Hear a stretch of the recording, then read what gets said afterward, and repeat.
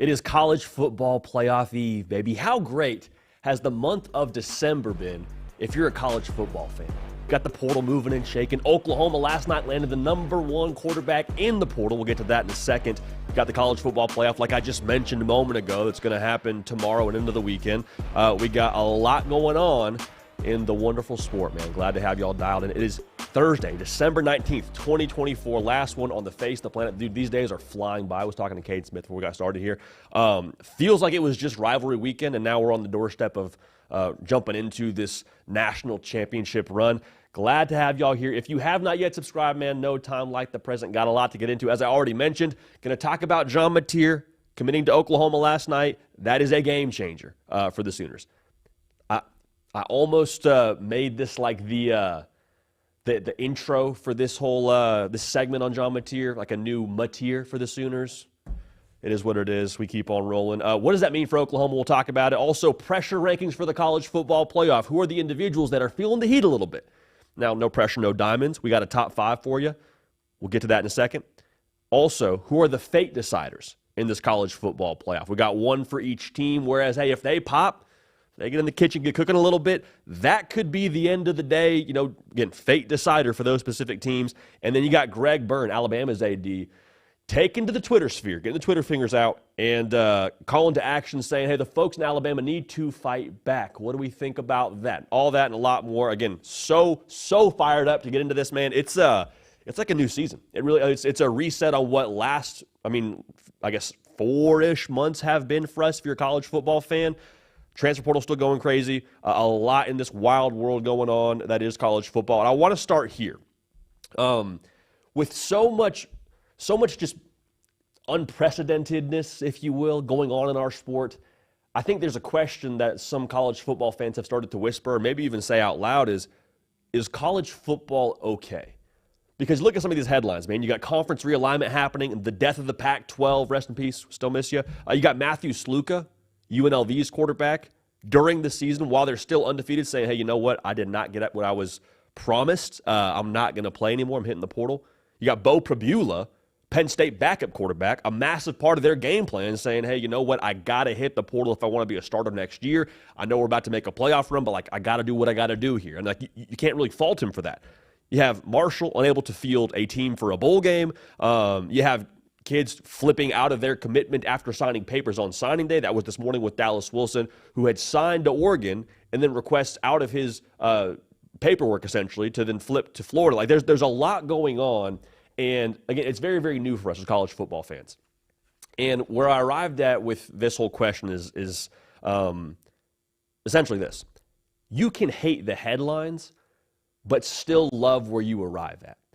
Like, the best comp for me is, as a kid, I moved a lot, dude, and every single time I hated it. Like, every single time it was just a gut punch. You hate starting over.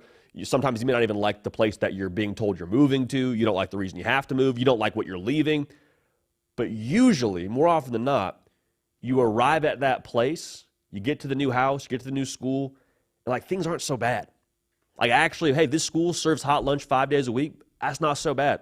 Actually, this house, a little bit more square footage than the last one. Hey, actually, this neighborhood, a little bit better for the bike riding. Like, overall, you can hate these headlines and still love the Saturday product.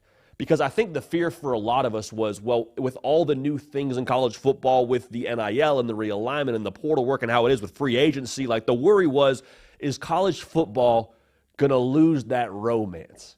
Going to lose the pageantry? Going to lose the emotion? Going to lose the quite frankly, the pride that these players have in their respective schools if they're changing every other year is what it feels like. Like, do you still have dudes that are a little bit outside of their gorge saying, I'm going to give every fiber of my being for this winged helmet today? Am I willing to absolutely run through a brick wall and die on that football field for Arizona State today? Or for whatever school you want to fill in the blank with there. And, like, that's a pretty extreme, sentiment to relay, but, like, that's why we love college football. That's what makes it different than the NFL. It's just not professional. There's not guys changing, teams for contracts. And, like, as we started to see more of that happen in college football, we wondered, would it lose the aroma? Rivalry weekend, we said after the fact, like, hey, if it is losing the aroma, we don't see it. I saw more skirmishes, more dudes having beef after the game Everybody seemed to want to plant the flag. Yeah, Arizona State planting a trident. I'm here for it. Like the swag, the emotion, the pride in where you're at school and that logo on your helmet, that's still intact. Because as much as we blow out of proportion how much different players are making, like that's absolutely a real thing. Guys are getting bags and a half, and like more power to them. Capitalize when you can capitalize. There's also a fair amount of dudes that like just grew up loving their school, got a chance to go to that school, are now playing at that school, and it means everything to them. Like that still exists. You don't have an NFL draft format where guys are being taken and everyone's making a minimum of $500,000. Like that's not the world we're living in here. So as long as that romance is still there, I think the college football diehards, do we love all the headlines? Are we happy to see Marshall have to opt out of a bowl game and see a backup quarterback not be able to play with his team in the playoff? Of course not. That sucks, dude. Like I hate that. I think a lot of us hate that. At the exact same time, you can hate the headlines and then love where you arrive at. The Saturday product now, I went kicking and screaming. Shout out Will Ferrell. The entire way into the conference realignment era. I mean, I was like, hey, I love what the Big 12 is right now. I love seeing Texas and OU over there. I love what the SEC is. I love what the Pac-12 is. Rest in peace. Still miss you, baby. But when we arrive at this spot where it's like, hey, we got Texas and Georgia playing. You in? I'm like, yeah, make room. I watch that every single time. Ohio State, Oregon. They're playing 14 times this year. You down? Make room in the car. Let's go. Like, how fast can we get there? The product itself, when we got 11 on 11 and the game kicks off at 3:30 Eastern, is still second to none. Like, if you are just a football junkie and all you care about is the X's and O's and the caliber of product on the field, you got that, man. You got that in spades.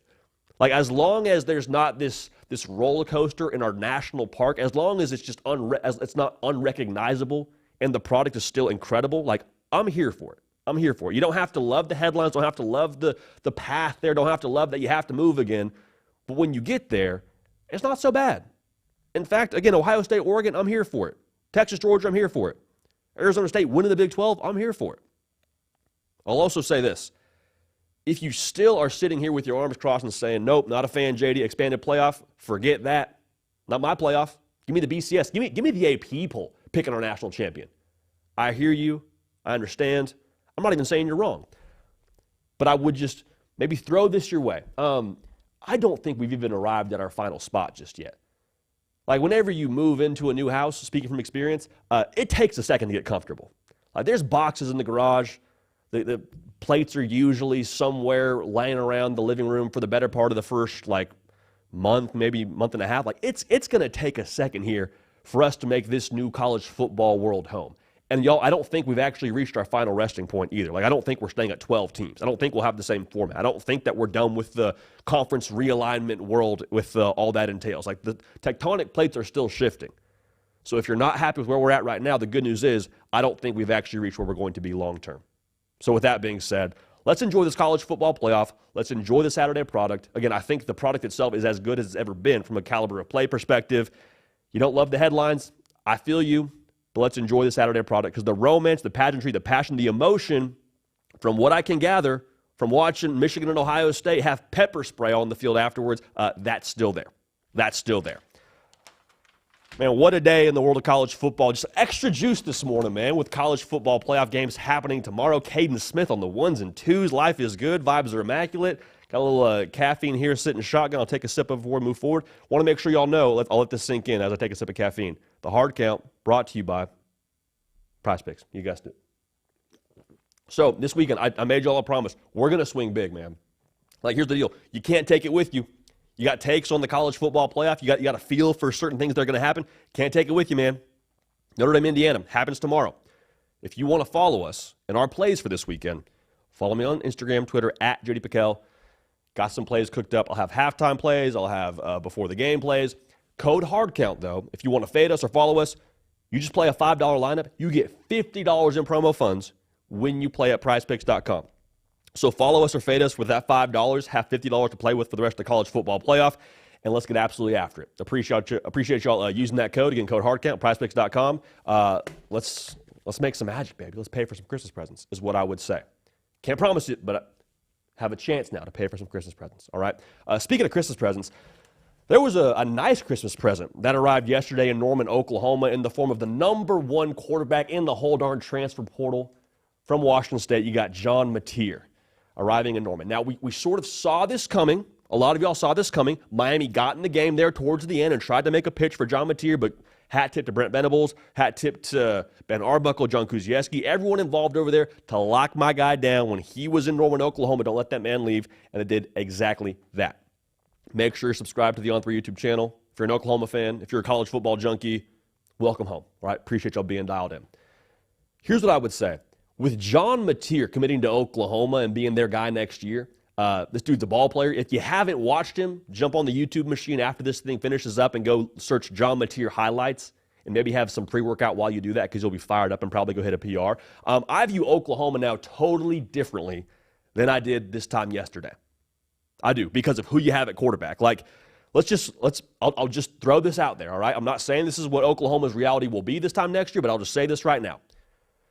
There are 6 teams in the college football playoff, half the field, that have a transfer portal dude at quarterback, right? And a lot of those teams now, Arizona State, Indiana, preseason, there wasn't massive expectations. I'm not telling you that Oklahoma's playing in the Big 12 or in the Big 10 necessarily. They don't have that same schedule those teams do. I mean, Oklahoma's going to have to run the gauntlet yet again.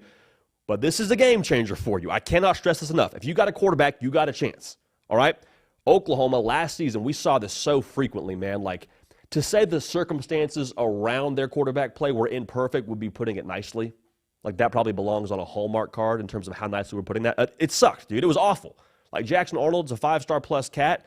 And people are, like, sitting here today like, man, can Jackson Arnold really spin the ball? Are we sure he's a guy?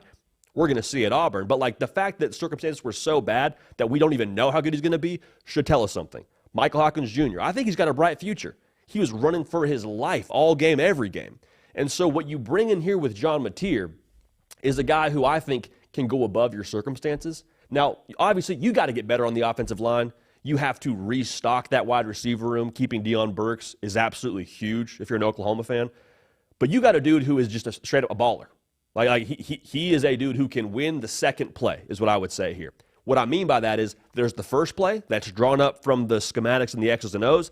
Then there's the second play that happens within that play when it all goes to the dogs. John Mateer can go win that second play for you. Last year at Oklahoma, you had a really athletic freshman who could try to get you to that second play and do his best, and you had a quarterback in Jackson Arnold who was just trying to figure it out in general. You didn't have someone who could overcome the things that were going against you as an offense. Like last year, Oklahoma's sack rate they gave up, 132nd in the country, 13%. John Mateer, let's just say he cuts that number in half. What happens to Oklahoma? How good could they be if your sack rate is 6.5%? Probably better, right? Probably a little bit more improvement. And you still beat Alabama, still made a bowl game, still in this, context of what last year was, probably woulda, shoulda, coulda beaten Missouri. Like, John Mateer is a game changer for you. And in the SEC, having a dude who's a dual threat and is just a baller in general, 44 total touchdowns last year, 4,000 yards total offense, give or take. Like, you need that in the SEC. You can't have a statue back there. Much more with what Oklahoma has on the offensive line. So, that's the part of the things where you talk about Oklahoma on the field with John Mateer in terms of like the 11-on-11. Dude's a gamer, ball player, massive upgrade at quarterback. There's a reason why he's the number 1 quarterback in the whole darn transfer portal. I'll also say this. I think John Mateer is the vibe change Oklahoma needed. On offense, sure. As a team, probably so. And he gets a lot of comps to Baker Mayfield, and I get it. From like a play style perspective, I understand that. Like, I love what John Mateer brings to the table when you comp him to Baker Mayfield just as an overall like attitude kind of deal. Because last year for Oklahoma, got your teeth kicked in a little bit, man. That's tough. That's tough to get knocked down the way that you are your first year in the SEC. Everyone has Twitter. Everyone's got a take. You got Sooner fan 42 firing off about how the offense is trash and this, that, and the other. Like, it is what it is. Scoring in the neighborhood of, 22 points a game, 23 points a game. Like, yeah, it's going to warrant some Twitter fingers, all right? John Mateer wasn't there for that. John Mateer, if you, again, go watch his highlights, man. Dude's a ball player. Shooting sleeve, let us out the helmet, a little bit of swag to him at the press conference. Like, that's how he plays. That's what he brings to your locker room. And so going back to what I just said, the vibe change that having just a dog at quarterback for you, that's like you had with Baker Mayfield, that makes a difference. It does. Like, Baker Mayfield thought he was a dog, knew he was a dog, and guess what? When you go to war with a dude who thinks and knows he's a dog at quarterback, who touches the football every single snap, guess what? You're going to have other guys on that offense in that locker room that also say, you know what? I guess I'm a dog too. I'll tell you what, the mind is a powerful thing. I'm not telling you it's the end-all, be-all, but when you start playing Division I football in the SEC, I have to imagine probably a little bit of a differentiating factor. Go ask Diego Pavia and Vanderbilt if it makes a difference. Have to believe it does. So now the context is key, all right? I don't want to just give you this massive pitch on, hey, Oklahoma, they're a playoff team next year because John Mateer is that dude. It's possible. Indiana's in the playoff. Arizona State's in the playoff. Don't tell me what's impossible or not possible. It's possible, all right? But the context, I think, is key. Defensively, you got to keep the same juice, right? Now, I will say this too. Brent Venables is the chef on that side of the ball you trust blindly. You get to the restaurant, they give you the menu, you say, you know what, I'll take whatever the chef says. Cool, Brent Venables, got it. All right, so I think in some respects can feel confidence there. Offensively, the question becomes how much can you cork the bat on offense for John Mateer? Because if you roll out with the exact same circumstances as you did in 2024, you'll be better. I mean, you'll be better because you got to do it at quarterback, but you won't be as good as you can be. You won't reach your potential. So how much can you help him on the offensive line? How much can you help him by adding other pieces to the skill positions via the portal? Not a bad pitch, though, to now be able to say, hey, you want to come play with the top quarterback from the portal? He's got his OC. He's got his QB's coach on staff. Like, not a bad recipe for success. So this is a brand new what-if factor for Oklahoma. And in the world of social media where I see just a lot of, like, Instagram graphics and Twitter graphics of, like, you know, these influencers saying, hey, my goal is just to make myself harder to kill. Like, okay, is that where you're doing 100 pull-ups? Cool, like, I'm here for it. But I think that the sentiment remains the same. Oklahoma now, with John Mateer at quarterback, they're going to be harder to kill. There's no way around that. No way around that. I'm here for it.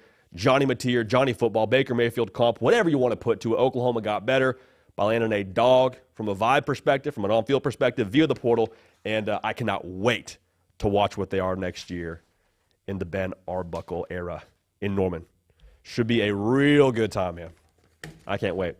Cannot wait. Hey, speaking of good times, make sure you've subscribed. Make sure you've liked the video. Just helps us help you. We're about to go on this magical college football playoff run together that will end in Atlanta, which is Cato's hometown. We'll get to that when we get to that. But on this run, man, it's no secret. There's a lot of pressure involved, okay? A lot of pressure. Now, the bad news is no pressure, no diamonds. The good news is that pressure makes diamonds. So who is under the most pressure here in this college football playoff? Better way to put it, if we were to rank the individuals under the most pressure from a top five perspective, who would they be? Let's do that right now. Now, before we get to our top five, I want to mention who missed the cut, all right? So just these were the guys in the discussion. Dillon Gabriel, quarterback for the number one team in America, number one seed, undefeated, currently the favorite to win the whole darn thing. Yeah, there's pressure there. Okay, there's pressure there. Also, it's Dillon Gabriel's 37th year playing college football. This is his last ride, right? And we're all about that. But if Oregon were to fall short of winning a national championship, is anyone really blaming them with the path they have? Like, you'll draw Tennessee or Ohio State from your first round game, you're the one seed. Like, we'll see what happens, but I don't think it's anything where you just say, man, Dillon Gabriel really just blew it if they can't beat one of those teams. It is what it is. Will Howard, strong case to be made for him to have a lot of pressure, be in the top five for these pressure rankings in the college football playoff. But, like, again, if Ohio State loses, it's going to be a mess in general. It's like when you walk into the kitchen and you left your dinner on the stove for a few minutes. Like, yeah, you blame the stove, but, like, there's food everywhere. There's things, like, just splattering everywhere. Like, you don't really know who to blame. Will Howard catches some blame, but I think you probably put some blame somewhere else. We'll talk about that here in a matter of moments. Spoiler alert. Dabo Swinney, also in the discussion to be in this top five.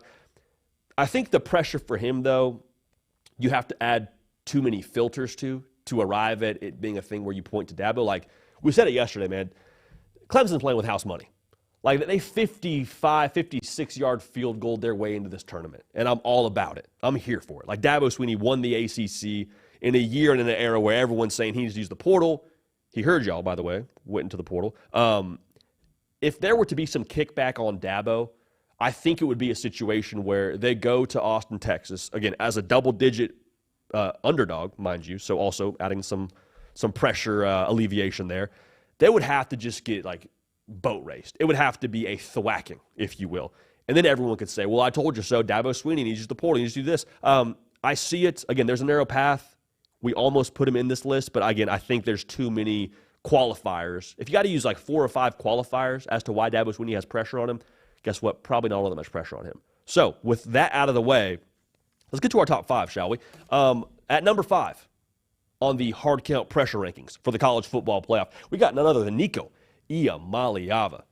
The pressure shifting now from the folks that are trying to pronounce his name onto the quarterback. He's not higher on this list because he's a first-year starter in the SEC. Like, the work was already cut out for him. And to be fair, like, they made the college football playoff. I don't think you're pointing the finger at Nico all that much in some respects because of how well that he has piloted this thing. Also, they're a run-first football team. So, like, I don't think this is a situation where you go into Columbus, Ohio, and say, Nico, throw it 40 times, baby. Need you to do it. If you do that, then there's a problem in itself. But here's where the pressure lies. This is a defense at Tennessee that's top 5 in America. Now, I think you'll have good defenses at Tennessee going forward by how Josh Heupel recruits, by who your DC is, by how you have clearly committed to making lifestyle changes on that side of the football. But will you have a top 5 defense year in and year out? Will you have a dude straight out of the Avengers and James Pierce coming off the edge for you, going to be a top 10, top 15 pick next year, every single year? I would hope so, but like there's no guarantee.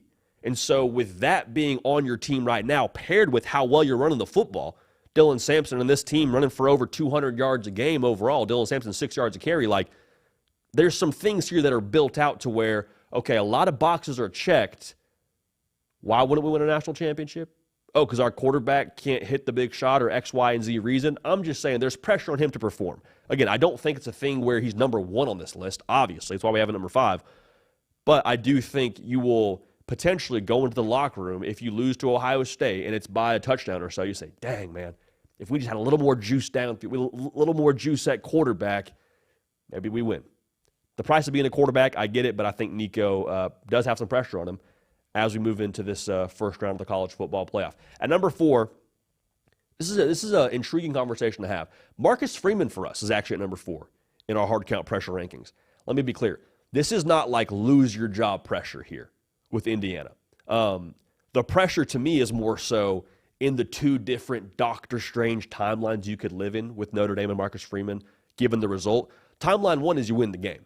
All right, and that's the one that I think most folks in South Bend are obviously hoping for and aspiring for. If you win the game, you plant the flag and put a new coat of paint on what Notre Dame is. Total rebrand. Because I've said this like probably 3 or 4 times this week. I'll say it one more time. My generation thinks of Notre Dame as a team that shows up in the postseason and gets body bagged by a better roster or by a team in the playoff period.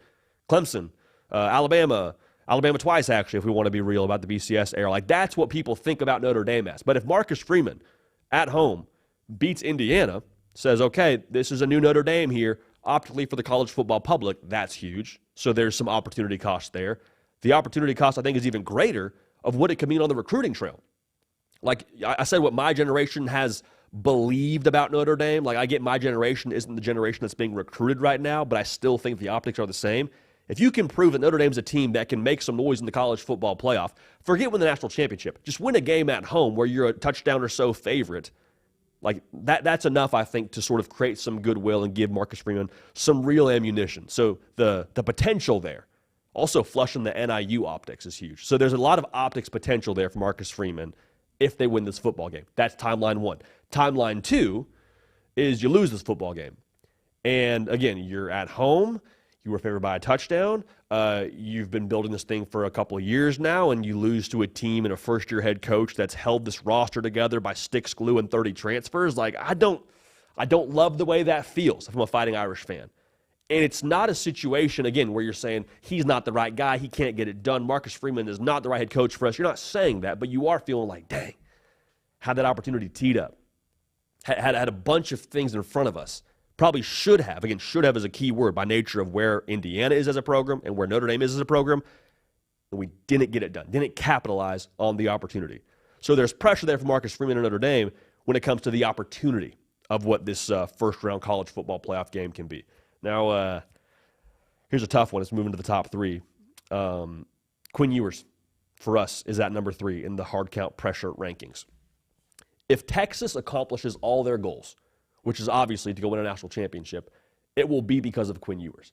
Now, over the course of the end of the regular season, you saw a lot of game management from Quinn Ewers. Now, some of that might be because he was dinged up. Do not hear me incorrectly. But I do think there is some respects from this Texas roster and this Texas fan base of like, hey, we're no longer just happy to be here. Like last year, the goal was win the Big 12, make the college football playoff, and obviously internally, like, let's go win the whole darn thing, obviously. But as a fan base, you're like, okay, like, heck yeah. Heck yeah. Like you were saying the phrase that you promised you would never say, which is, we're back. That was what you were saying. It's no longer about being back. Texas is very clearly a fixture, I believe, as a top-tier college football team. Steve Sarkisian has done that with this roster. You have a roster here to go win a national championship. That's the expectation this year. Quinn Ewers, you didn't come back to go lose in the first round of the college football playoff or to win a game and to lose in the college football playoff. Like, the pressure is to go perform. That's what the pressure is. Now, if you want to just add a little sauce on top of that pressure, you got a quarterback behind you that a lot of people are excited about because his last name is Manning and is really freaking good, so let's just be clear about that. The pressure, I think, could start to reach more of a boiling point if it's a situation where Texas, hey, we won, we didn't play all that great. Like I think like at that situation, you start to ask, well, hey, does Arch Manning give us a better chance here against Arizona State? Is he the more viable option for us as we move forward into the college football playoff and try to win a whole national championship? I don't know, but I don't think you want things to get weird. To call back to what we said yesterday on this show, there's pressure to deliver is the best way to put it here. Now, at number 2 and number 1, you can probably guess what we have here, but let's start with number 2. James Franklin, Penn State's head coach. Just look at the way this is teed up, man. You have a home game in what you are hoping is a whiteout caliber sort of situation, both from a weather perspective and from what your fan base is dressed in. You have a team in SMU now that is coming to you that is used to warm weather. You are an 8.5-point spread. James Franklin, if you count the Oregon game in the Big Ten title game, we're doing that on the show, is 3-19 against top 10 teams. Now, SMU, I don't believe they are technically a top 10 team, but you understand, this is a massive game for James Franklin. This is also a roster now that they believed in Happy Valley was going to be a team that made the 4-team college football playoff when this recruiting class came in because of who you have, Drew Aller, who is supposed to be, the great hope for them out there at State College. You have a two-headed monster in the backfield. You have a freak show at linebacker, edge, whatever you want to put him at in Abdul Carter. Like, you have a roster now, a talent nucleus, if you will, that is genuinely in position to make some noise in the college football playoff. And then to just bring the hammer down in terms of pressure, look at the path they have. I love the G5. I stand with the G5. You have a former G5 team in SMU who just got to the ACC. You play in the first round. And then you have a literal G5 team waiting for you the next round in Boise State. There's not a more workable path if you're Penn State. So to squander that, and I don't care if it's against SMU or it's against Boise State, if you squander that and don't win these 2 college football playoff games, there will be people unhappy. And there will be, I think, a certain sense, whether it's fair or not, to say, if not now, then when? If not now, then when? Because it was all teed up. If we can't get it done right now, then when's it going to happen? When is it going to become more attainable for us? I don't know. Because full transparency, I think I'd probably fall into that camp of if not now, then when. Now, this is not a if not now, then when situation for Ryan Day. This is a it's now. This is a it's now. And we said it on the show. We opened it with it on the show yesterday. He is number 1 in our hard count pressure rankings. Fair or not, if Ohio State loses to Tennessee on Saturday night in Columbus, Ohio, there will be a new head coach as the Buckeyes, as the head coach of the Buckeyes next year. Not what I would do. All right, guy is 66-10 as a head coach. All right, who are you going to get that's a better option for Ohio State? I don't know, but hear me clearly. If Ohio State does not beat Tennessee on Saturday night, Ryan Day will not be the head coach of Ohio State next season. First, because if you're Ohio State, I think it's just too much.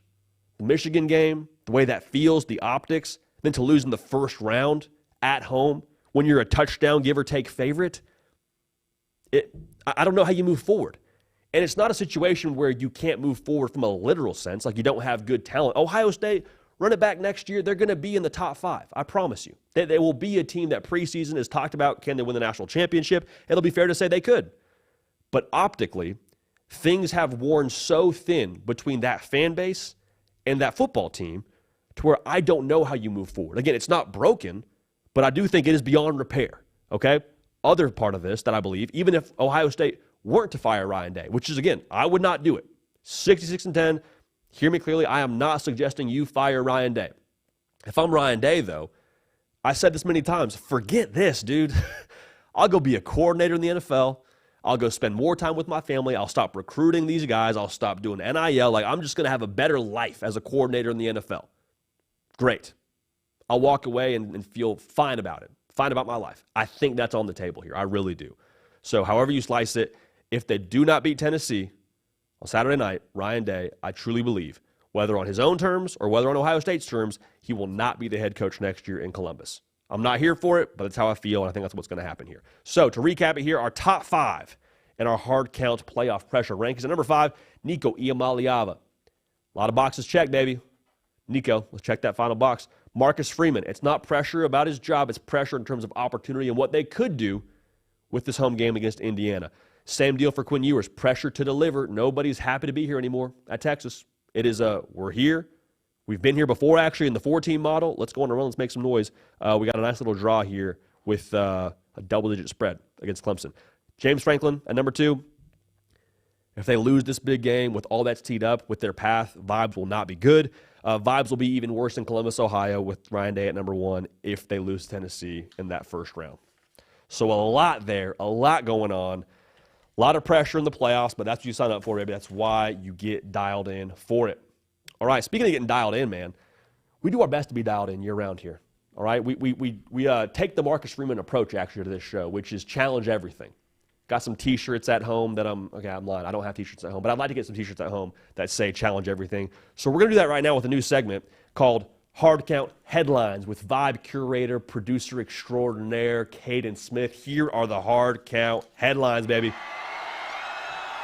JD PicKell, it is an honor and a privilege and a blessing to be here on the show from behind on the ones and twos up front with this new segment, Hard Count Headlines. We try to do our best on this show to cover all the topics in the know, but it's impossible to do. So I'm happy to give the people and share the people and give our thoughts and bounce off of one another and talk about some of these best headlines in the sport. Before we get there, though, I want to give a shout out to one of our viewers, Sailor Joe. We were talking about John Mateer and his swag that he's going to bring to Oklahoma, and he said, can you imagine the swag that Arch Manning and John Mateer are both going to bring in the Cotton Bowl next year in that matchup? Can you pick a more swaggy quarterback matchup than that Red River game we're going to get next year, man? In terms of rivalry games, like the only one I can think of that would hold a candle, like Julian Sayin versus Bryce Underwood maybe next year in the Big House. But like, dude, Arch, the last name Manning in itself, and also just like the alliteration, Mateer versus Manning, there's some juice there. How about Sailor Joe bringing some of that this morning? I love that, baby. Had to give a shout out to him. How about Sailor Joe? He delivered in the chat. I had to give it to him. And we're going to stay for the first headline on some swaggy quarterbacks. And we're going to talk about Diego Pavia, granted eligibility for the 2025 season. For those who don't know, he fought a lawsuit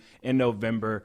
That thing went through, motion for preliminary injunction granted by the U.S. District Court, Middle Tennessee, arguing that rule, the governing body, the redshirt rule involving junior college eligibility, it violates antitrust law. So Pavia is able to come back. And also JUCO athletes who play college sports, they retain all 4 years now of their NCAA eligibility, even if they play 1 or 2 years at JUCO. What are your thoughts on the JUCO rule now that's being a little bit groundbreaking as far as eligibility goes, and Pavia in general returning back here to Nashville? Vandy, we turn. Like, I love this, dude. I love this because as a college football fan, we get more Diego Pavia. That's awesome. Second part of this, there was sort of a loophole, if you will, to going around JUCO to begin with. A lot of guys in my conference would do it. It's called prep school, where essentially you just do another year of high school. You take more ACTs, you take more SATs, whatever you got to do. And that was always, in my mind, like a workaround because that never took away eligibility. The caveat there is like, well, you probably got to pony up a pretty penny to be able to go to one of those schools. Oftentimes you could get some financial aid, some scholarships. But I love this, man. I love this. Like, if you are playing junior college football, your hopes are to eventually, obviously, go play big-time college football. And so if it takes you 2 years, then you only got 2 years left to work with, and it takes a couple years in general to crack the rotation unless you're an absolute dude. Like, I love this. I'm here for it. I hope we get some Buddy Stevens' Last Chance U resurgence at the Netflix level, man, because that would be electric factory. That'd be electric factory. What's your take on this, though, Cato? It definitely will. We'll get more to the Netflix side of things and the documentary side of things of football. But I like the rule. I think when you look at the junior college level, the one worry you might have with this is, say you play 2 years at JUCO and all of a sudden in your fourth year at your next school, you're a 6-year guy, you're an older guy, maybe an older cap. But I think the Cam Risings of the world, plenty of other players who have had a lot of eligibility, especially through COVID in the current times, I think the playing field's going to be equal regardless. I don't think we're going to see some guy out there who's a bunch older than someone else on the football field and see a big mismatch. We have Dylan Gabriel out here breaking the record for games played, games started in this season. So I'm about it. I think if anyone who thinks they understand the portal or eligibility, I'm just not believing it anymore, man. TJ Finley's at this point been to about 5-6 schools. I remember the days when we had guys transfer in, you had to actually sit a year. So you'd play against someone who transferred in. He'd be on scout team the whole year. Next year, you see him ball out for your team. So I think eligibility's had a long journey all over the place, but I think the JUCO level, having these guys work their way up into the fold, I'm all about it for sure. Can I get one more takeoff here before we move on? There's a lot of pushback, I think, consistently on guys playing more than 4 years. Like, Twitter's very quick with get a job, bro should go apply at LinkedIn, like, open to work, all that stuff. I understand, like, Twitter's Twitter and punchline culture is real, but on a very real level, like, bro, as long as you can play college football, do that. Because it's going to end at some point. They'll say, hey, turn in your pads and your helmet. It'll be a dark day, and then you got to go do what? Probably go to a cubicle if you're not going to the league. Like, bro, as long as you can play college football, do that. Let Twitter have their jokes. Like Cam McCormick playing 9 years of college. I'm here for it, dude. I'm here for it. So I love it, though. I love that JUCO is not counting as eligibility.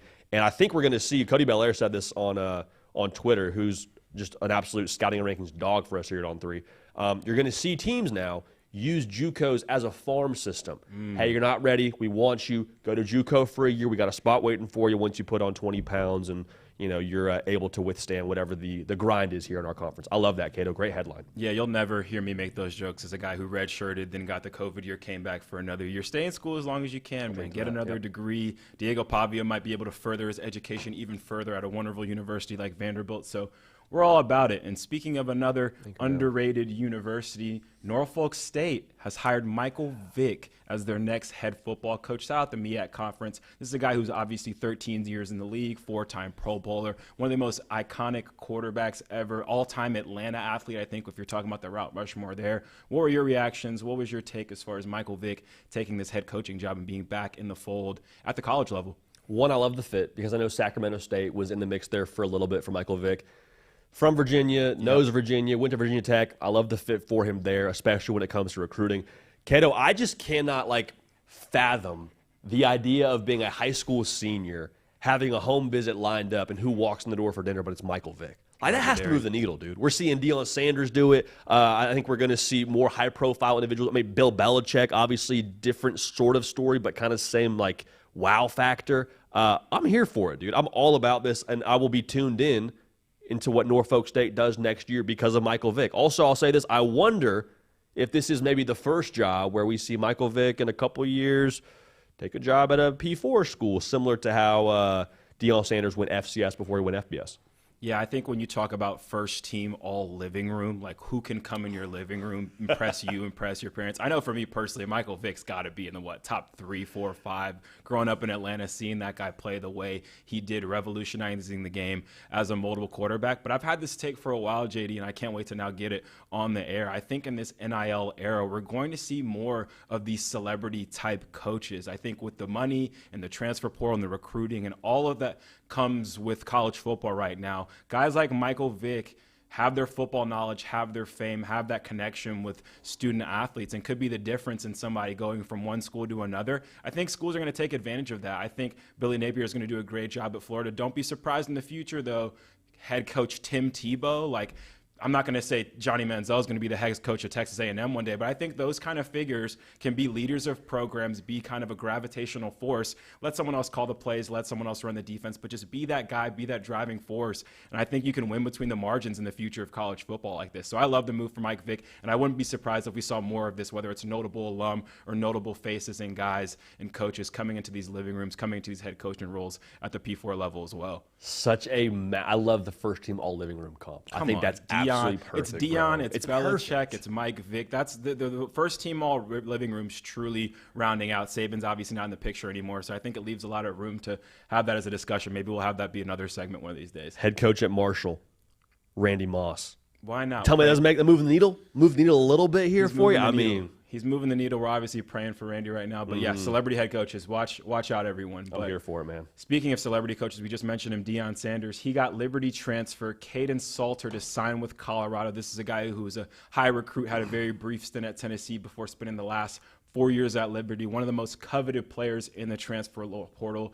1,800 yards last year, 15 touchdowns, 500 rushing yards, 7 touchdowns on the ground as well. Obviously, they bring in Juju Lewis. We saw him getting the keys handed to him by Shedeur Sanders in that photo shoot before he flipped his commitment. What are your thoughts on Deion landing another quarterback, maybe some insurance for a young quarterback coming in? Yeah, the passing the keys recruiting picture optically a little bit tough, but like I think Julian Lewis obviously understood, like, wherever I go, whether it be USC, whether it be Colorado, where it be somewhere else, like I'm gonna have to compete for my job throughout the course of fall camp and so on and so forth, and like be the dude. So like Kaiden Salter's coming in, obviously played a lot of football. You got to win that job. I think Julian Lewis obviously from what our people here at On 3 believe, is more than poised to play at the collegiate level next year. So we'll see if he's able to win that job. But like from a Colorado perspective, you and I agree, like this is smart by Deion Sanders. Like to mortgage your momentum of 2025 on a true freshman quarterback, not to say anything of Julian Lewis, just independent of him, a guy who's never played college football before. If for whatever reason he's not able to hit the ground running and have the success you want to have, like you have other options that you can go to and have be your guy. So I'm curious to watch that quarterback battle, especially during the camp season. Because Kaiden Salter, now I said this, Cato, before John Mateer jumped into the portal, I was like, dude, give me Kaiden Salter as QB1. Got a lot of pushback, I understand, but like production, mobility, experience, all those things, I'm like, those are invaluable. We've seen that now pay dividends for a Curtis Rourke at Indiana. Now, Kaiden Salter hasn't played 6 years of college football, but I think the point stands. It's a good move to have insurance at quarterback, regardless of who you are. I agree. I think putting your future, mortgaging your next season in a true freshman quarterback, I think the narrative on that's kind of flipped with the Dylan Raiolas and the DJ Lagways of the world. But it's not as easy as it is or as easy as it sounds. I think this is still the hardest position across all sports. And if you can bring in a veteran, experienced guy with the mobility, like you mentioned, too, which we know is at a premium in today's college football, it honestly cranks up my excitement more for this Colorado team, having an experienced guy, Pat Shurmur, in that offense, a lot of weapons still to work with Colorado. I think the number one thing I am a little bit worried about or just curious to watch is that this is a guy in 2023 and obviously this season as well that played under Jamie Chadwell at Liberty. He's a guy who has an amazing offense, an offense I played against at App State when he was at Coastal Carolina. First year in that system, Kaiden Salter's numbers were much better, 2,800 yards, 32 touchdowns, rushing for 1,000 yards, rushing for 12 touchdowns. His production took a little bit of a hit this season. I think maybe people in that conference got more familiar with that scheme. Excited and curious to see him in another scheme and to see if it works out for him for sure. I mean, how many times have we seen now, Cato, this trend of, hey, playing early, not a bad thing, but in some respect, like you could argue it's overrated. And I'm not telling you that's the case for Julian Lewis, but we're seeing Dante Moore. He wants to play as a true freshman, big factor in where he goes to school at UCLA, has a year under his belt, doesn't go how he wants it to go, and he's like, you know what, maybe I need to sit a year. Same deal with Michael Van Buren. Now, those are transfer situations. I'm not implying Julian Lewis has to leave Colorado, not in the slightest. But what I am saying is this could be the best thing to happen to Julian Lewis in terms of his maturation. Go sit behind a Kaiden Salter if it ends up being that way where you're not able to win the job outright, from game one. Like, go learn from a dude who's played a lot of college football, who's seen a lot of defenses, and knows how to prep during the week. Like, Julian Lewis is going to have his time at Colorado. Very, very clearly. Like he will have his time. He'll have his run rate at Colorado. I think it's more important to be ready for that than to get it early and have 4 years to go and ball. Like I think the having the right kind of years for him, I would imagine, are as important. Kaiden Salter, more than capable. But if you can beat him out, like that should tell us a lot about who Julian Lewis is as well. So this is just great insurance. I love this from Deion Sanders. Very, very intelligent. Right kind of years is a great point. I think when you have your welcome to college football moment, when you step into those moments, you know if you're ready for it or not, and it's hard to kind of put your ego aside, and especially the quarterback position with that bright spotlight on you. Being able to develop in the shadows, man, it's getting a little underrated now, but I'm still excited for Colorado and Juju's future for sure at that program. Last headline for us here. Netflix has announced a new series following the 2024 SEC college football season, scheduled to release in 2025 in the summer. But I think the bigger takeaway from all of this is that Alabama, Georgia, Oklahoma, Ole Miss, and Texas all passed up on this docuseries. What was your takeaway with some of these top programs deciding, maybe a docuseries isn't the best idea in following this season and following us in the locker room, on the field, off the field, for Netflix and all the people of the world to see? I'm so glad we're talking about this on the air, because you and I meet before the show, and this was the best discussion we had when it came to these headlines in terms of just juice and different facets to this conversation. I'm selfishly here for it. Like, I will sit down for the entirety of however long that series is and watch every single coach lay into their players and the game plan moments. Like, I'm here for it because it's going to be obviously like a situation. I believe it's like, when is it coming out? May, you said? Yeah, next summer. Like, that'll be where we're ramping up for college football season. I've pounded the table for a little bit for us to get a Hard Knocks of college football. Now, I get there's the Notre Dame deal on Peacock. Not totally the same thing to me. So, like, I'm going to watch this. I'm excited for it.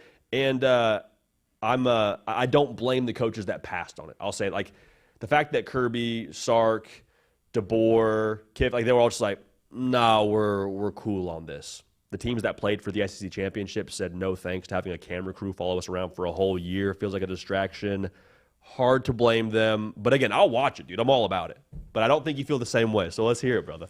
Yeah, first of all, I'm on the side of these coaches. You don't want all that access for sure. It can definitely be a distraction. I think with the NIL and some of the other stuff in college football, it's the last thing you need is a camera crew following your team around. But I think when it just comes to a sports documentary series and just the era we're in, I think the product's just extremely watered down, honestly. There's like a million versions of Hard Knocks at this point. I'm tried and true to the first one that comes out before training camp. There's in-season Hard Knocks. They have divisional Hard Knocks. There's the QB1 show, the wide receiver show. I feel like at this point now, if you're a celebrity athlete, you can control the narrative on yourself, and how much of that is really believable with the all-access stuff. I feel like back in the day, it was so rare to get that access. Now with social media and all these documentaries, just feels extremely watered down. As a college football sicko, like many of the people watching, sure, I'll probably be dialed into this one. I'll see what it's like. But I just feel like you're not getting that genuine, this is what you're like with the camera off you as much anymore. But maybe this show will prove me wrong. I think a coach giving a pregame speech is one of those few moments that, and some of those small moments will maybe get that are true and genuine. And those will show up on Twitter, which is the great part. Like, exactly. The You don't have to watch it. Will You don't clip have to watch it. It'll put be them on Twitter. out. Yeah. Yeah, bro. Like, I think you made a great point of, like, dude, this has been overdone to some degree, like the sports documentaries. Like, as you're saying this, I'm like, I'm not that old, but I think I'm old enough to where, like, I don't have time to watch the entire quarterback series. Like, my wife was previously pregnant, just had her baby girl. Like, we had time to watch the full NBA docuseries on, like, LeBron and on Jason Tatum. Like, that was fun. If we didn't have ample time to rest on the couch, would we have done that? Absolutely not. Was it cool? Yeah, it was a great product, but, like, dude, I don't have time to watch all these different documentaries. I will make time for this, but, like you just said, divisional Hard Knocks, in-season Hard Knocks.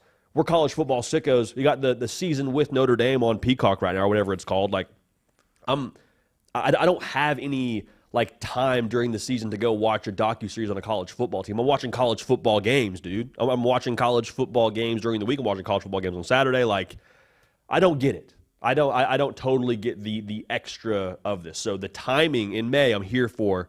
I'll watch it.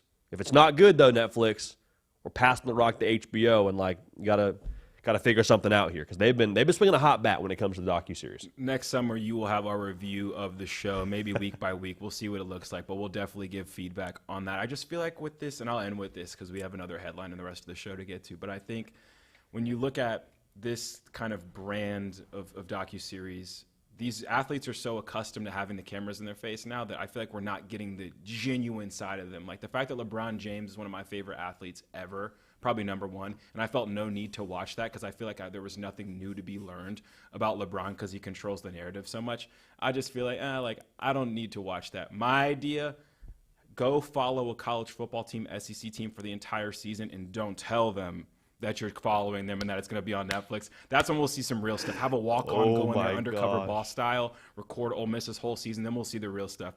Those are my thoughts. But we're going to stay in the SEC here, JD. I know Alabama's athletic director made some interesting comments. That's the end of these headlines, but I definitely am curious to hear what you have to say about this headline as far as what Greg Byrne had to say about NIL. Hey, that's I don't want to breeze past that. That's hard count headlines with two-time All Sun Belt safety, producer extraordinaire, Kaiden Smith on the ones and twos. Man, that's great. So that was a lot of fun. Excited to do more of that with y'all throughout the course of the show. There's just so many things we want to get to throughout this show. That's like, man, do we have 8 minutes to spend on the Michael Vick hiring? Probably not, but I wanted in the show. Like Netflix is doing an SEC docuseries. Do we have 10? Like, no, we don't have that much time, but I do want to cover that in the show. So good stuff there. Excited to get the feedback from y'all on that when it comes to those hard count headlines. And just to finish off that thought that Kaiden Smith had, I'm here for strapping a GoPro to any walk-on that's down for it for the duration of a season and just seeing what we get after the footage comes out in January. So should be a lot of fun. But Kaiden Smith alluded to this, man. Greg Byrne. You know what they say about Twitter fingers and what they turn to? Greg Byrne said, we need to fight back here at Bama on the NIL front. To give you he put out a tweet, and it's a long tweet. It's one of those that you see replies to more than likely of, I'm not reading all that, I'm sorry that happened, or I'm happy for you. But the excerpt that I think deserves the most attention is as follows from Greg Byrne's Twitter account. He said, quote, you have heard examples of other teams using promises of million-dollar paydays to lure away our players or convince them not to come to Alabama. This is where it gets good. He says, it is time for the Bama Nation to fight back, end quote. Now, first of all, if I'm an Alabama fan, I'm like, let's freaking go, baby. Mr. Byrne, you want our dollars and cents to put together the best gosh darn roster in all of college football? Let's get it done. Yeah, we'll fight back. Like, if I'm a Bama fan, with as rabid as that fan base is, I expect them to fight back. I expect them to generate some juice and to get after it. This is coming on the heels of a high-profile, almost transfer portal entry from five-star corner Jalen Mbakwe. There's rumors that other SEC schools are throwing some bags around to try to get him to jump in the portal and make him transfer. I'm assuming this is not coincidental that Greg Byrne, again, takes to the Twitter machine and then fires off this tweet, says, let's fight back. So, in a vacuum, let me say this. I get it. In this Twitter-tight compartment, I understand it. In today's era of modern college football, you better bring the juice. The quiver had better be full when it comes to NIL.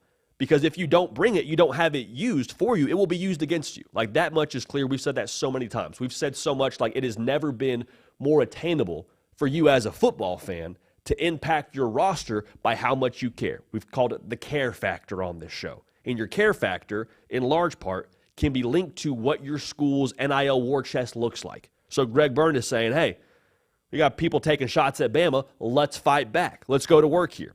So I get that. Again, I also think it's probably fair to say you were maybe getting a little a Nick Saban discount when he was the head coach out there. Obviously, those days have come and gone. But, like, yeah, I might take a few couple dollars less to go play for the greatest of all time with his NFL draft track record to go make a lot of money in the NFL. Like, I might turn down a few dollars somewhere else to go to Bama. So I get that. So maybe they're trying to circle the wagons. I hear all that. I say that to then bring up the other point that, like, I don't really feel all that much sympathy for Alabama. This is not me being anti-Alabama. Like, the verbiage fight back is a little bit funny to me.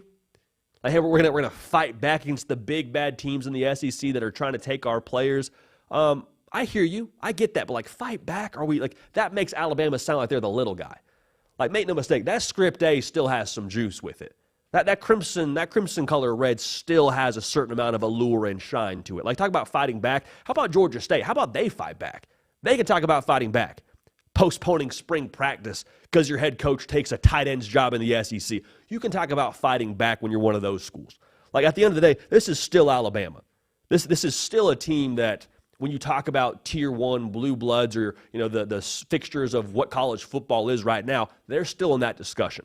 I also wonder, are we even having this tweet hit send from Greg Byrne if they're in the college football playoff?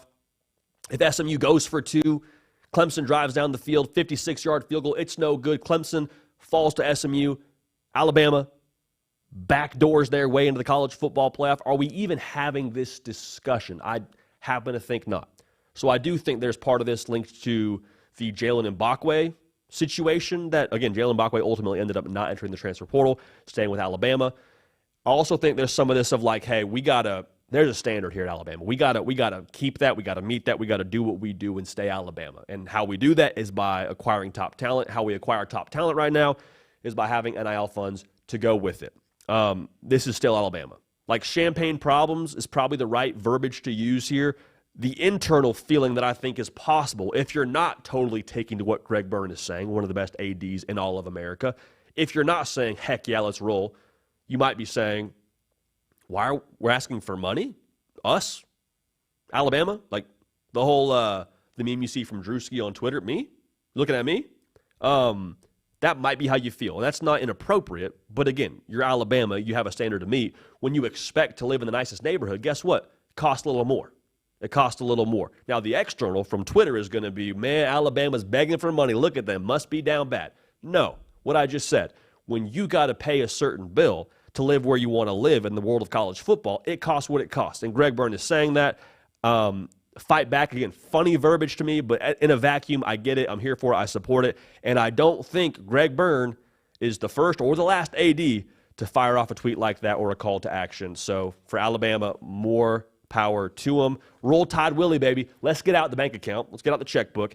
Let's go make sure we keep those 5 stars. If I'm in Tuscaloosa, that's how I would feel. Man, it's been a good day on the hard count, man. Appreciate everyone tuned in live. Glad to have y'all subscribe to this whole operation. If you have not yet already subscribed, no time like the present. I want to round this show out by talking about something that is very prevalent at this point in time in the college football calendar, in the college football playoff. It's a matter of fate, right?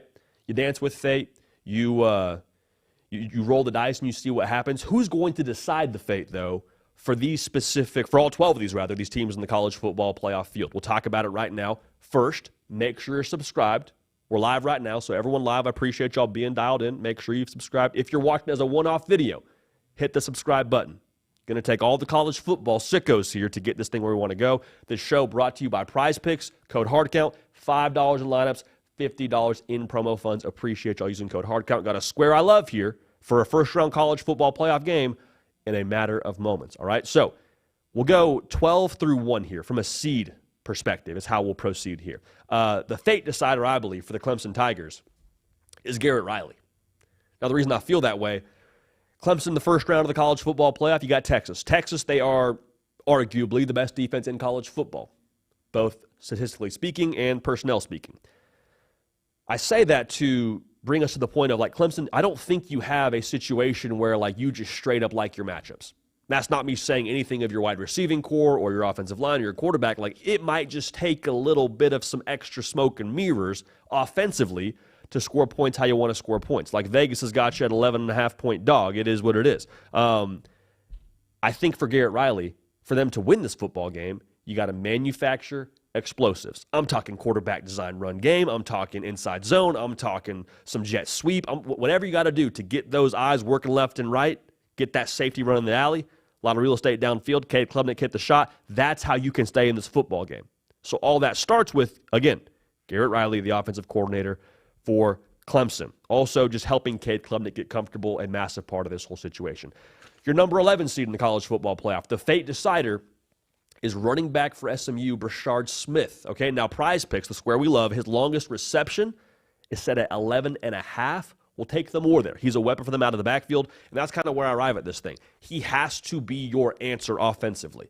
Not the only answer, but he has to be an answer offensively. I think Kevin Jennings, he's going to get his, man. Like, he's going to play Pirates of the Caribbean in the backfield. He's going to shake and bake. He's going to make people miss in the open field and get north and south. He's going to, you would expect to, do him. Guess who else knows that? Penn State. Abdul Carter, if he's not spying, I expect him to bring a lot of pressure all day long. When that happens, get the ball to Brashard Smith, especially out of the backfield. A big reason why we like the more there on his reception yards for longest reception, rather. So I think if he's the extra variable, in addition to Kevin Jennings being effective, and you have to try to, whack-a-mole style defense can't account for both. You're on Kevin Jennings and you're on Brashard Smith. If Brashard Smith can make you pay there, whether it's running the football or in the open field out of the backfield, That could be the way that SMU makes things unhappy in Happy Valley. And number 10, we got Indiana, obviously, as your 10th seed in this whole deal. We're not going to overthink this. You could go a lot of different ways with Indiana. We're not going to overthink it. It's Curtis Rourke. And I arrive at that spot because the Ohio State game is tough, dude. It's tough to forget. It's going to be a talking point. It has been a talking point for the better part of this entire week. If you want to win this football game over Notre Dame, I'm not saying Notre Dame has the same roster talent as Ohio State, but what that game told me was you need somebody who's going to elevate your offense against a tough defense. Again, pretty straightforward, not super big brain here. That's got to be Curtis Rourke. Your 6th year of college football, you're in an offense where you've thrived this year. You've been very run-heavy this year. I need you to make the difference, whether it's just being timely down the field, whether it is having a couple explosive plays to open up the run game, which Curt Cignetti wants to freaking do. That has to be the way that you live if you're Indiana. Curtis Rourke, a fate decider for the Hoosiers. Your 9 seed is Tennessee. We talked about the pressure on Nico Iamaleava. Totally fair. You could say there's pressure on James Pierce. You could say that the fate decider is Josh Heupel. We're going to go ahead and say the fate decider is none other than cornerback for Tennessee, Jermod McCoy. Now, the pick for us here with him being the fate decider is path-centric. Ohio State has got dudes at wide receiver. All right, Jeremiah Smith, Emeka Egbuka. Like, Jermod McCoy will have his work cut out. The Tennessee front is elite, man. Like, defensively, they are going to do their job, or you expect them to do their job. You bank on James Pierce in that front 7 being able to bottle up the run game. So if that happens, how you want it to happen if you're Tennessee, how do you get beat? By Jeremiah Smith saying, hey, open, hand up, I'm open, Randy Moss style. Like, that would be the way that you have a very difficult day on Sunday after losing to Ohio State. Will that happen? Remains to be seen, but a lot of it to me falls on Jermod McCoy, who's been exceptional for them this year. I believe like 7 pass deflections, 4 interceptions. He's got to be an answer for them on the back end, quite frankly, for Tennessee to win this football game. Also, if you beat Ohio State, guess who you got next? Oregon, another loaded wide receiver room. So the path for Tennessee, the fate for Tennessee, in large part will fall in the secondary, and in my opinion, fall on Jermod McCoy. Now, who they'll play is the 8th seed in Ohio State, and I think their fate decider, staying in the defensive backfield, is Caleb Downs. I'm going to say something kind of crazy here, something kind of big, but I'll say it anyway. I think Caleb Downs could be pound for pound the best player in college football, not named Travis Hunter. Like, Travis Hunter's kind of someone you put in a different category. Caleb Downs is going to be a first-round draft pick. I would say he's going to be probably in the neighborhood of a top 10 draft pick, depending on who needs a safety. He's that good. And the reason why I have him at this spot for Ohio State, where you could put Will Howard, you could put Jeremiah Smith, you could put Chip Kelly, Caleb Downs decides the fate in my mind because of all that's going to be asked of him at the safety position in this game against Tennessee and then potentially the next game against Oregon. They're going to ask him to run the alley and diagnose quickly and trigger quickly on the run game. And then at the same time, by the way, hey, Caleb Downs, be savvy enough to also play the pass and be able to be in the right position so we don't get dimed up by these quarterbacks. That's a lot on Caleb Downs. So if he's not on his P's and Q's, you could see the big plays from Tennessee, like we saw against Vanderbilt where Dante Thornton's run over the middle and Nico delivers a dart and we're off to the races, catch and run.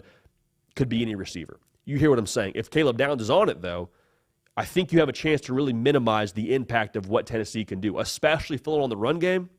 With how they try and align with those wide splits, does Tennessee, they try and, minimize the impact, if you will, of what the secondary can do in filling in the run game. So if Caleb Downs, we know how much film he watches. I mean, he probably watches more film than Netflix.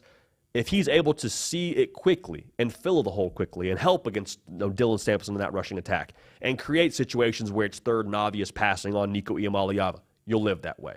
You live that way because Caleb Downs allows you to live that way. All right, so he's our fate decider for Ohio State. Our fate decider for the Notre Dame Fighting Irish. This is a dude we've been high on for a long time. Like, I can go back and get the receipts on this individual from the preseason. That is Jeremiah Love. Now, I will say this when it comes to receipts. I got some misses. All right, I got some misses, neither here nor there. But Jeremiah Love is a dude that I think is going to be one of the best playmakers in this entire college football playoff. I think the fact that he gets this national stage will open the eyes of a lot of college football fans that haven't kept tabs on Notre Dame this year. He is the pace changer for the Fighting Irish, averaging 8 yards a touch, right? 7 yards a carry, which is ridiculous. 9 yards a catch, also ridiculous as a running back. If you watch the USC game, he's just like probably on his way to wherever the next Olympic Games is. Just high jumping over dudes, not breaking stride, running for touchdowns. If he gets this Indiana defense or Georgia defense or whoever plays Notre Dame off balance, guess what? Notre Dame can then do what they want to do, which is punch you in the face. A little bit morbid, but I think it's the way that they want to roll. Jeremiah Love, how explosive he is, the way that he can just change the way your defense has to account for what he is as a pass catcher, as a running back, that changes everything. That changes everything. And if he gets rolling, here come the Irish. Here come the Irish. Quick sidebar on Notre Dame.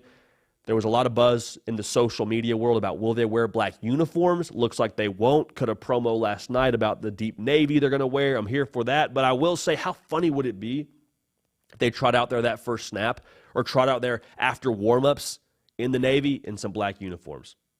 I'd love it. Beside the point. Jeremiah Love, our fate decider for the Fighting Irish. At number 6, I keep doing this like a ranking. It's not a ranking, it's a seeding. The 6th seeded team is Penn State, and that is Tyler Warren being your fate decider there. Again, not something that you really got to overthink. You could give it to Drew Aller. You could talk about James Franklin. You could talk about Colton Necky. Listen, this dude has 88 catches. The next closest player for Penn State is Harrison Wallace with 39. He is your pass game. Okay, he is your pass game.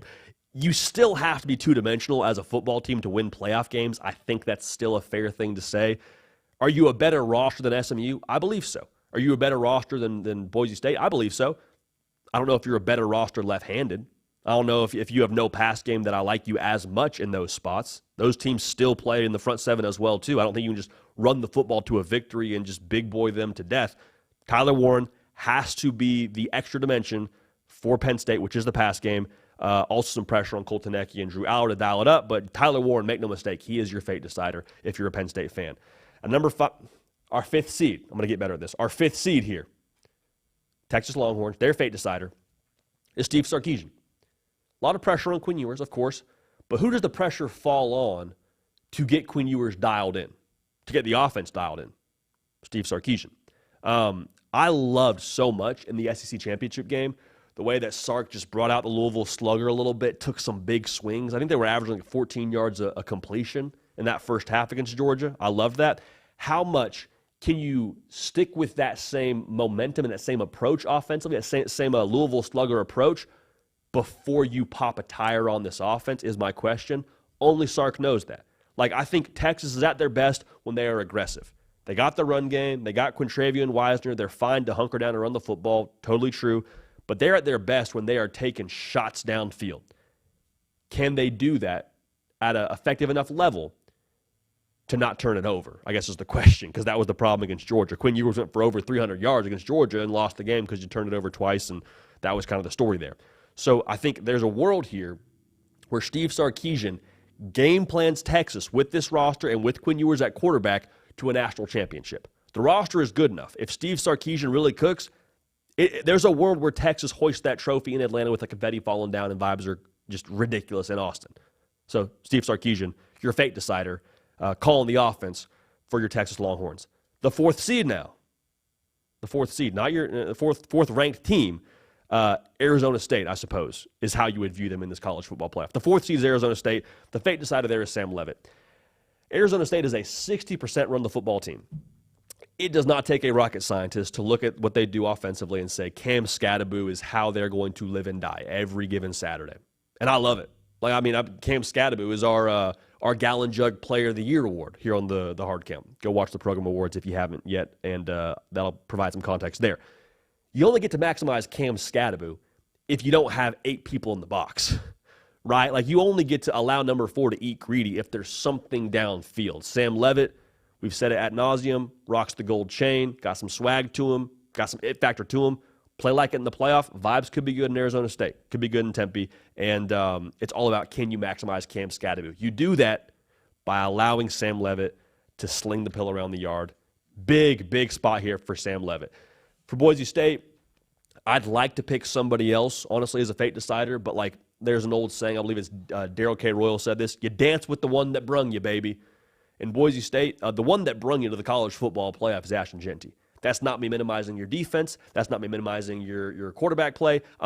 Ashton Jeanty has gotten over 30 carries a game, essentially, with the exception of a game here, a game there, really since the end of October, mid-October. You will hand him the football and have him be the way that you live life, all right? He was second in the Heisman Trophy race for a reason. He's averaging like 9 yards a carry for a reason. Dude's really, really special, really freaking good.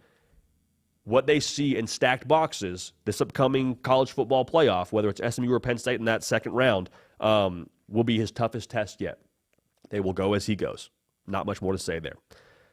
Our second seed in the college football playoff is Georgia. You could sell me on Gunnar Stockton here. I think that actually Gunnar Stockton is a fate decider to a degree, but I don't think if you're Georgia, you want him to be your fate decider. I think it's Jalen Walker. And Jalen Walker won the Butkus Award this year. He is the tone setter. Butkus Award, for those of y'all that don't know, best linebacker in college football. He's the tone setter for this football team now with Carson Beck out of the lineup, assuming he's out of the lineup, if he is out of the lineup. Him hooping, in my mind, equates to the defense hooping. The defense hooping, I think, equates to Georgia winning football games. It shouldn't be about the offense. Like, I think this Georgia defense, under Glenn Schumann, with Kirby Smart as the head coach, like, they should feel some of that weight on their back. Like, hey, if we want to go the distance here, we can't put it on this first-year starting quarterback in Gunnar Stockton, this first-time starting quarterback in Gunnar Stockton. You hope Carson Beck can get ready to roll, but even if he is ready to roll, you probably are asking a lot of the defense. So Jalen Walker, I think he's the one who makes Georgia tough to beat if he's really on his P's and Q's. You go and add up his numbers in those two biggest games of their season against Texas, 4 sacks total. So, yeah, guy's a ball player, and guy sets the tone for that football team in this playoff run. Our last fate decider for the top-ranked Oregon Ducks, I'm going with Tez Johnson. I've said it before. I'll say it again. Tez Johnson, to me, is Deshaun Jackson playing college football again. Shifty as all get out. Just get him the ball, let him work. They love it on the bubble screens. They love it in the short yardage, just getting him in space. He's also shown a bit of a vertical presence. The ripple effect, the way that it compounds to me is what makes Tez Johnson the fate decider for Oregon. Like, if Tez Johnson is just unguardable, if he's just having a day and a half at the office, what does the rest of the game look like for Oregon? Like, at that point, okay, Dylan Gabriel, at a minimum, confidence in a good place. Usually a good recipe to win football games. The run game, probably pretty open because the defense is like, gosh dang, 15 is giving us fits today. Put on a clinic. We got to give him extra attention. Okay, so that's rolling. Also, defense, if you're scoring a lot of points, probably playing with the lead, or at the worst case scenario, they have some insurance as to, hey, if we give up a score here, we feel good about Tez Johnson and the offense getting right after this. So I think he's absolutely a game breaker for them. He's a fate decider, and to me, he is going to play a massive role in Oregon going all the way and winning the national championship. So to recap it for you, our fate deciders from the 12th seed all the way to the top seed are as follows. For the 12th seed Clemson Tigers, it's Garrett Riley. For the 11th seed SMU, it's Brashard Smith. For Indiana, it's Curtis Rourke. For Tennessee, it is Jermod McCoy. For Ohio State, it's Caleb Downs. For Notre Dame, it's Jeremiah Love. For Penn State, it's Tyler Warren. He is the pass game. For Texas, it is the chef out there in Austin, Steve Sarkisian. It is Gold Chain Sam Levitt for Arizona State. It is the one that brung you, that you're still dancing with. That is Ashton Genty from Boise State. For Georgia, Jalen Walker, the Butkus Award winner. And for Oregon, it is the Tasmanian Devil that I saw in the live chat just now. Shouts to y'all handling business for Oregon as the fate decider. I cannot wait, man. I cannot wait. And those are the guys that we think will dictate the way this whole college football playoff shakes out. A lot of juice today. A lot of juice, which means the vibes are tremendous over on this side. Vibes are also tremendous because this show is brought to y'all by our friends over at Rhoback. Rhoback, they are good people. They are college football people, and they make a killer product, dude. I mean, the hoodie, just silky smooth. I mean, I'm at this point in my life now where I sleep in like 3 to 4 hour increments, so I don't have the total, the bedtime garb I would typically have. I sleep in the Rhoback hoodie.